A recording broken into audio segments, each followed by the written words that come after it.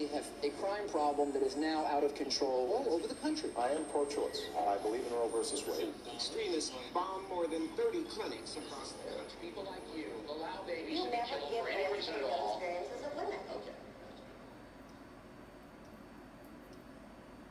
When I started studying crime in the early 1990s, it was roughly at its peak, the highest it had ever been in the United States. And all the experts expected it would go higher and higher. The warnings were everywhere. But then, much to everyone's surprise, something happened.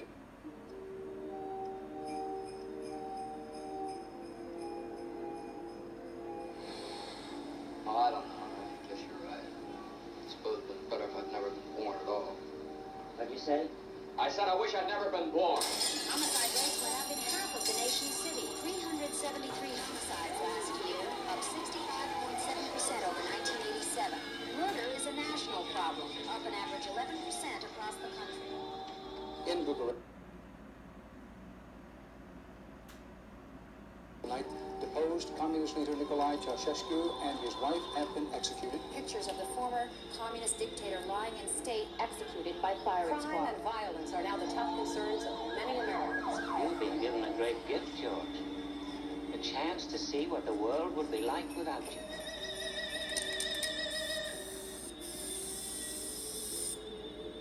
As the 1980s drew to a close, law enforcement experts predicted that the crime wave of the preceding decade would continue to rise. It would be the decade of the mega criminal.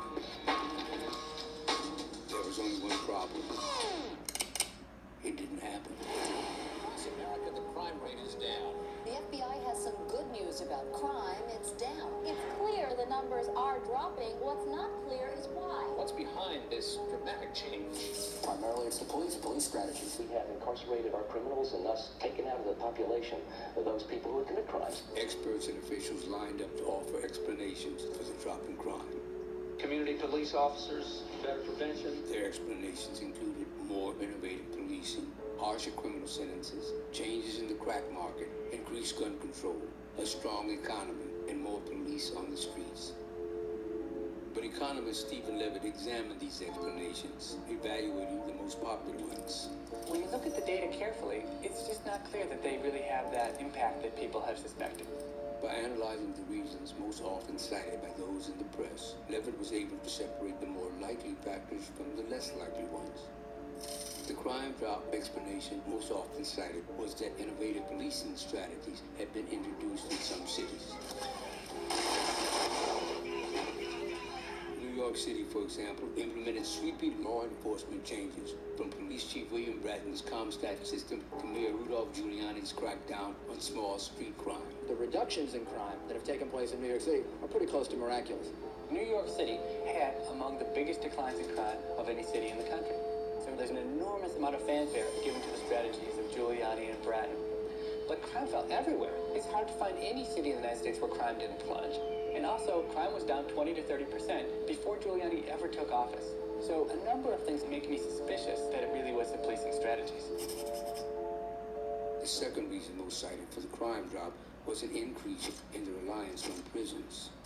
We've locked up 1 million more Americans since the early 1990s. There are now 2 million Americans in prison, and that's got to reduce crime. Levitt recognizes that imprisoning more people will, in the short term, bring crime rates down. By my estimates, about 30% of the decline in crime can be attributed to the fact that we got very tough on crime in terms of locking up criminals. This is crack cocaine. The third explanation for the crime drop, most often cited in the press, were changes in the crack market. Now, experts say crack cocaine may finally be on the decline. The peak of the crack epidemic came in the late 80s and the early 90s. And at that time, an enormous amount of the homicide in particular could be attributed to crack. But for various reasons, the amount of violence that's been associated with the crack trade really faded. That's not the move no more. So that can explain about 15% of the decline in crime.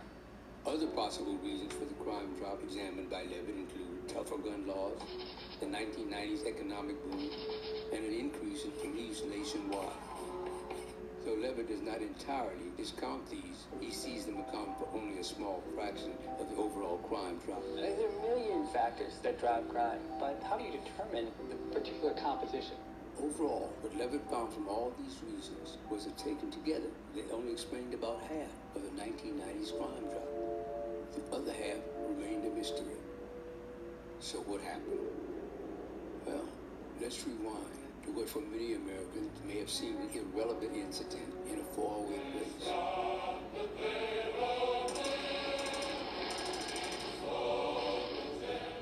When Romanian dictator Nicolae Ceausescu was executed by his own people on Christmas Day, 1989, it marked the end of a brutal totalitarian reign that had lasted 24 years. In his earliest days, Ceausescu's Romania faced a struggling economy, and he sought to vastly increase their workforce. To achieve this, Ceausescu outlawed abortion in 1966.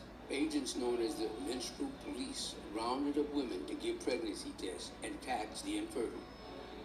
Across Romania, women were forced to have children, and they could no longer choose when it was right to do so. Romania's birth rate doubled, but more and more births across the country were, not surprisingly, unwanted and resulted in troubled upbringing. Of the infants forcibly born that first year, more did worse in school, suffered poor job performance, and were thus more likely to become criminals than those born the previous year, even controlling for the age, income, health, and education of the mother. But what do events in Romania a long time ago have to do with crime in America in the 1990s? According to Stephen Levitt, a lot.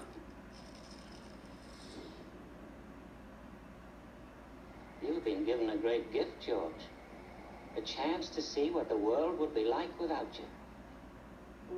What I believe to be true, and I think the evidence supports it, is a hypothesis which many people find jarring and disturbing, but nonetheless I believe is probably right. Good evening. In a landmark ruling, the Supreme Court today legalized abortion. In 1973, in a case called Roe v. Wade, the Supreme Court ruled that abortion, which had previously been legal in only 5 U.S. states, would now be legal nationwide.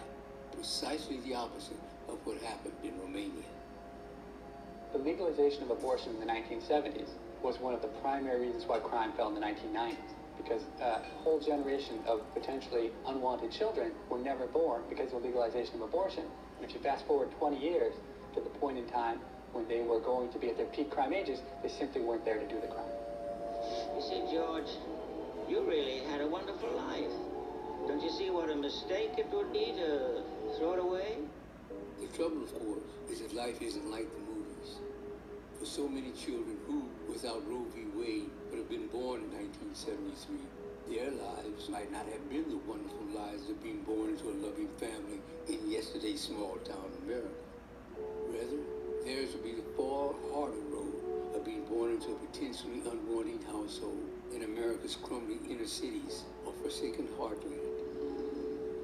Levitt's conclusion: as much as half of the 1990s crime drop was an unintended consequence of Roe v. Wade. The theory behind it is actually quite simple. Unwanted children have been shown to be at high risk for crime. With legalized abortion, fewer unwanted children were born. Therefore, the theory would be that there would be less crime 15 to 20 years later when those cohorts reach their peak crime ages. And the data support that hypothesis quite strongly. If you follow the data, there were 5 states that legalized abortion 3 years before Roe versus Wade, and about 15 years later, their crime begins to fall 3 years before the rest of the country. Then, if you look at the states where abortion was not just legal, but easily available to people who wanted to get them, 16, 17 years after Roe versus Wade, you see a 30% difference between the states doing a lot of abortions and the ones who are doing very few.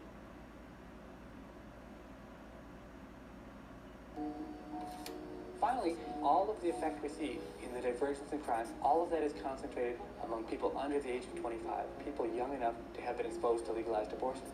People older than the age of 25, there's no difference whatsoever between the high abortion states and the low abortion states. And I think in some ways that's the best evidence we have that legalized abortion is responsible for a big chunk of the decline in crime. Levitt's controversial theory has provoked strong reaction among critics.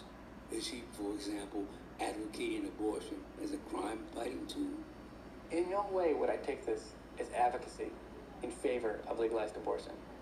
I don't think anyone's opinion about whether abortion should be legal or not should be affected by our results. Some of Levitt's critics suggest that his theory holds what might appear to be class or racial implications.